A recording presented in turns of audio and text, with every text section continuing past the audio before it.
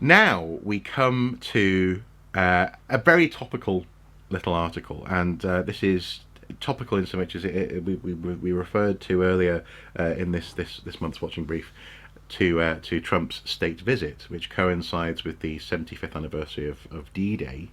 And this news story is something that you in particular wanted to highlight, and that is the D-Day rehearsal wrecks have been given protection. Now, for those of us who aren't necessarily fully up on our 20th century archaeology, what is this, and why does it warrant protection? Right. It's to do with conflict archaeology and conflict archaeology as a an emerging discipline in archaeology. Mm-hmm. Um, the Basically we are anniversaried out at the moment in terms of the conflicts of the 20th century. We've just had a 5-year First World War anniversary fest. Yeah.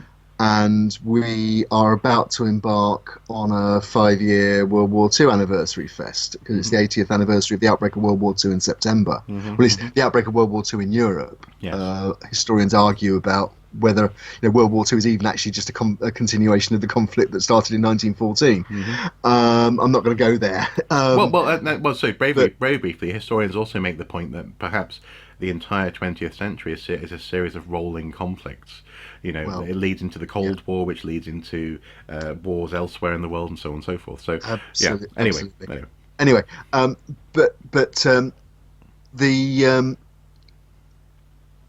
the anniversaries have been used to leverage funding effectively for studying the surviving archaeology of World War One and World War Two. It's been work has been going on for a long for about 20 years, back into the 90s, when conflict archaeology began to really emerge in the academic world as a legitimate study. The archaeology of 20th century conflicts particularly. And but the anniversaries have given a huge impetus to that activity. We had our friend and colleague Chris Kolenko was involved in the home front work relating to World War One that was funded for the duration of the World War the period of the World War One centenaries. Well, indeed, as was I. That we made some videos together, which people can watch if they want to on ArchaeoSoup. Yeah. Indeed. And what has come out of that work and others is the recognition that there is surviving archaeology, there are surviving buildings, there are surviving artifacts in the landscape, and that these are worthy of designation. Now, what's happening? Sorry, so not to interrupt you, so is that effectively a way of viewing conflict and archaeology in the context of conflicts, I guess, the history of conflict, that doesn't just focus on battlefields and battle sites and troop deployments, this kind of thing? That's right. I mean, the traditional idea of battlefield archaeology was you used archaeological techniques, often metal detecting, because you're dealing with very ephemeral events that took place over a few hours, maybe, or even at most few days, on battlefields like, for example, Bosworth, people might be familiar with, or in the United States, the work that was done on the Custer battlefield at Little Bighorn. And you basically looked at what the Red Forces and the Blue Forces are said to have done in the documents, and then compared it with the archaeology, and you said, okay, does that stand up, or is there another interpretation? What the archaeology of conflict is, it looks at the wider infrastructure. It looks at it's basically the study of individuals and communities who are involved in conflict or preparing for conflict. And it's much more culturally based. It's much more anthropological. Well, and also in that sense, it sounds like it's the aspect of war in particular that most people will have experienced, as opposed to fighting on a front. And that's the interesting point about it. When it comes to these anniversaries, of course, you're dealing. In the anniversary of the 20th century, you're dealing with living memory or near living memory. You're dealing with family traditions. A lot of the material that you deal with in the field, and as I say, it is a field that I'm a specialist in, comes from personal archives, archives of family memory, or archives of family documents, for example. just very simple example.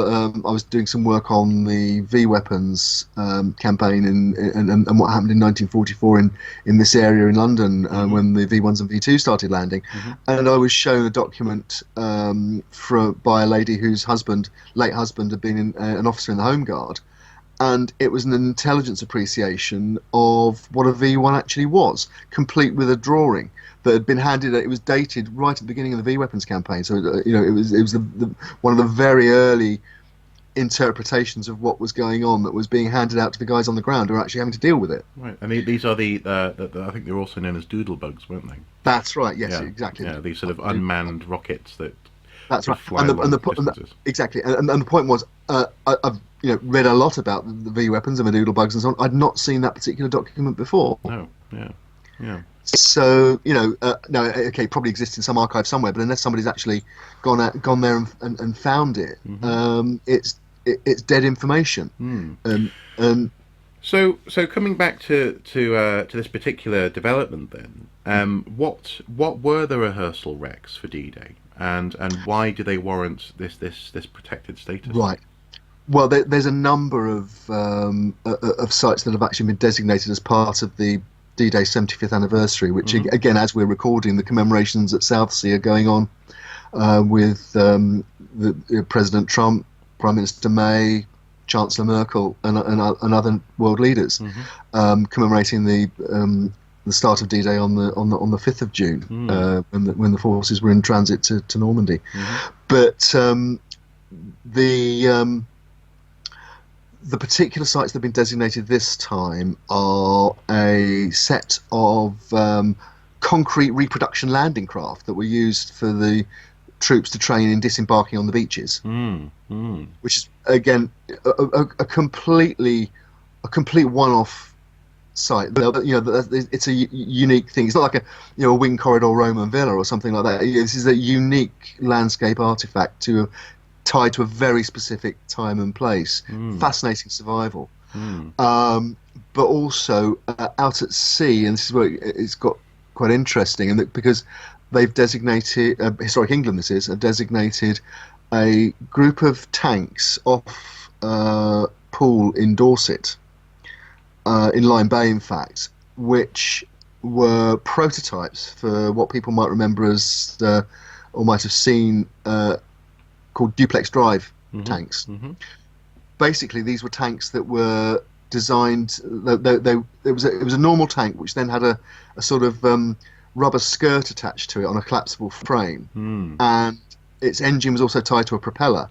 And the idea was these tanks would be lowered, would drive off the front of a landing craft a few miles out and literally swim to shore and provide tank support for the infantry going ashore in the first wave. To provide shelter, heavy weapon support at the most vulnerable point in the landing. Tactically, it was really innovative. Technologically, it was very innovative, and it was also with very fine margins for error. You can imagine, one of the things they found very particularly in this exercise called Exercise Smash in Lyme Bay was that if the swell got too high, the tanks would be swamped and sink. Yeah. Well, it looks like six crew members lost their lives in those. Indeed, it was as I say, yes, exactly. Exercise Smash went wrong. These tanks did sink.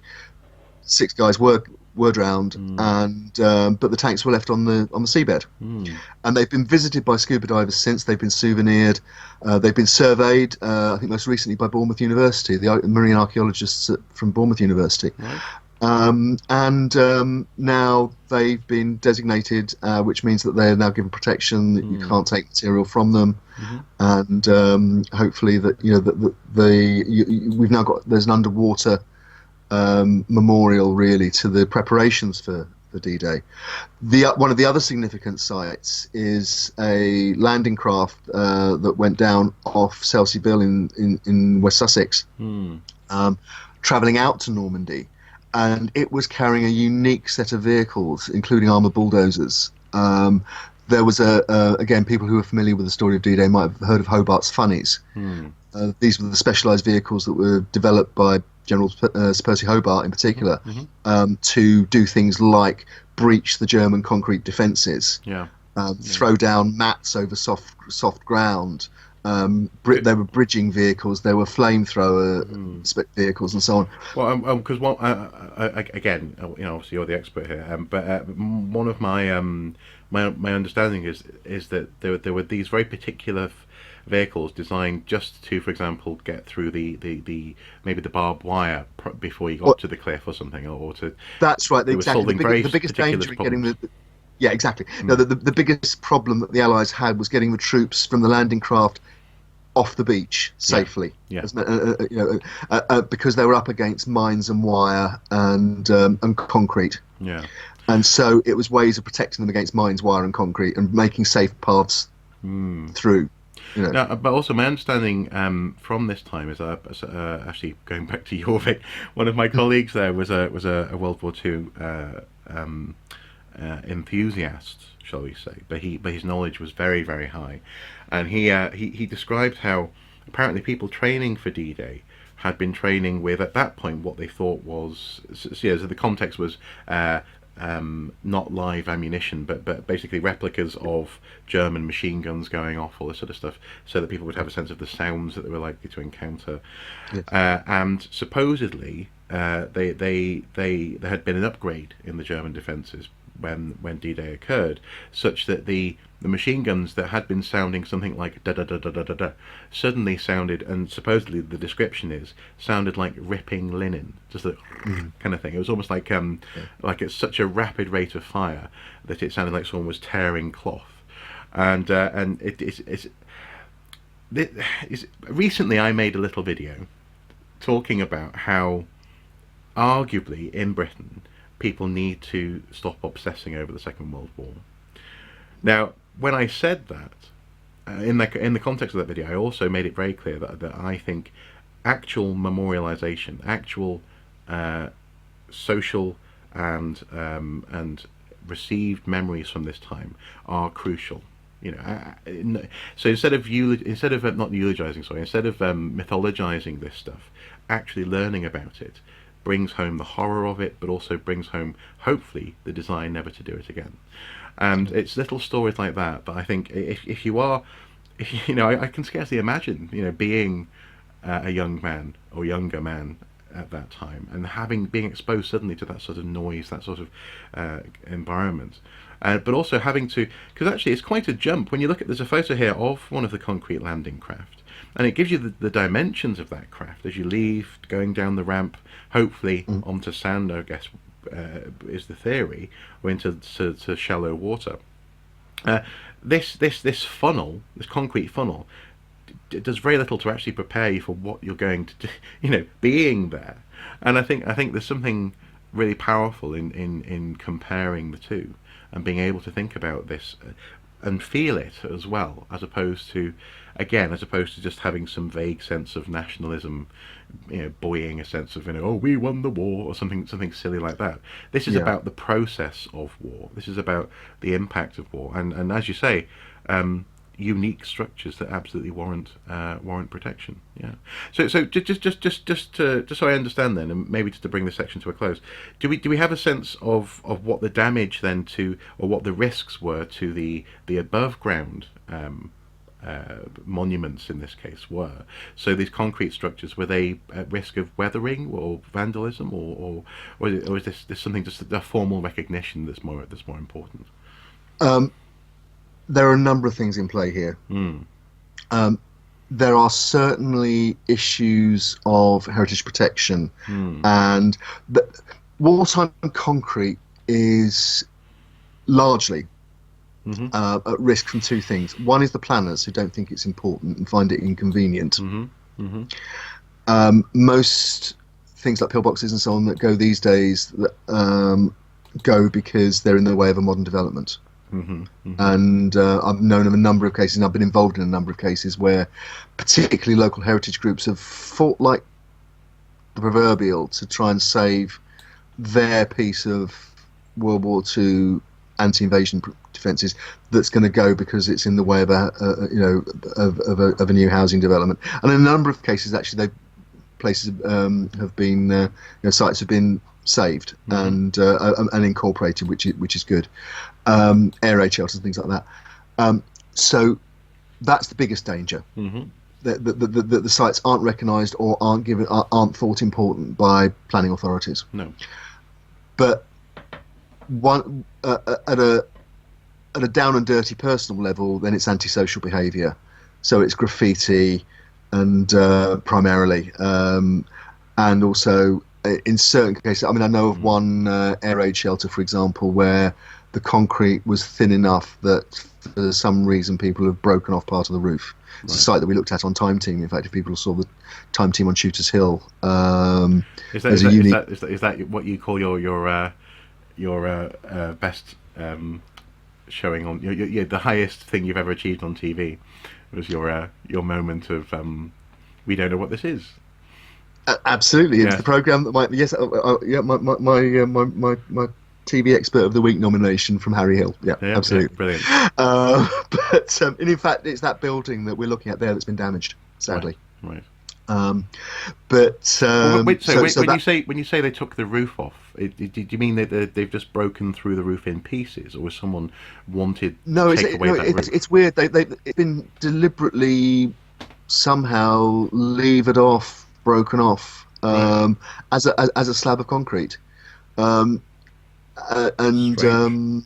it's a strange one and completely mindless. But most antisocial behaviour is it's an expression of frustration, boredom, whatever you want. But say for those kind of buildings, that is the biggest. That's the next biggest danger.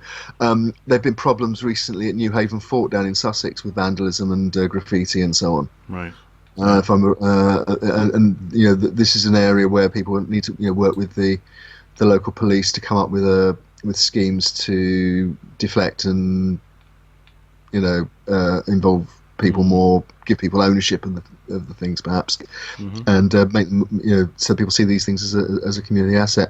But and then when you're dealing with the ones at sea, like the Centaur tanks off Selsey or the Valentine tanks off in Lyme Bay from Exercise Smash, the problem has been diving for souvenirs. Right. Either for personal collections or for military markets and so on. And do you happen to know, again, just briefly, do you happen to know what the prize materials from a tank like that would be? In so much as if someone's diving at shipwrecks, it's the ship's bell, or it's the propeller, or it's something like a porthole. What do people want from tanks? It depends. Horses for courses. I mean, there are a number of things that you could have from a tank. Any surviving personal items, obviously, manufacturers' plates, things made in non-ferrous metals, shell cases, that kind of thing, that you can both souvenir but also have a scrap value. There's any number of different. These days, there's enough of a collector's market for militaria that a D-Day associated. Say I don't know even a damaged something like a gun sight from a Sherman tank that was going to D-Day would have a premium to certain kinds of unscrupulous collectors. Okay. Well, sellers. This is good news then that this has been listed, and thank you for bringing it to our attention. I didn't notice, actually, I have to say, but thank you. Well, there's one final point I'd make, and it's really one for archaeologists, that in a number of these cases the campaigns have been ongoing for quite some time to have these sites protected, and some people would argue it might seem a bit churlish to say this, given that they have now been designated and given legal protection, but the importance has been known for quite some time, and it's taken the anniversary to get the designation made, which is some people would regard as maybe a shame and maybe a bit closing a stable door, but or even actually a little bit cynical, actually, unfortunately. You might say that. No, I am happy to say it. No, you're right. Yeah, and unfortunately, this seems to be all too often the way of things. And actually, as we were talking about last month with Notre Dame, there were long established, long known about problems with, say, the roof, etc., that needed fixing, but it took a catastrophic fire to really bring the money in. Yeah, sometimes this is just the way it works, but it's good though. It's a good development, definitely, definitely.